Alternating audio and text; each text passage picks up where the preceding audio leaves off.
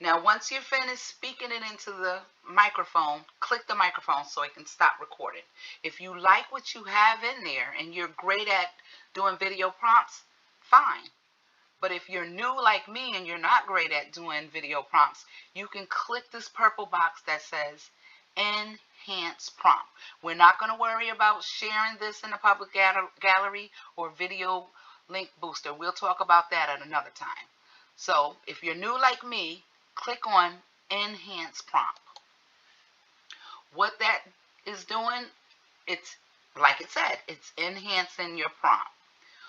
Once that pops up, click on Create Video. It's going to say your video will appear in your media library under My Media tab when it's ready. I want you to click Close. Go back to your right-hand side at the top. It's going to say Media Library. Click on Media Library. You're going to see some folders pop up. Scroll down till you see the folder that says My AI Videos. Click on that folder and you'll see that Video Express is now creating your video. This is going to take from 2 to 3 minutes. Now, once your video is created, to view your video, I want you to right click on the image and select play. And that's your video.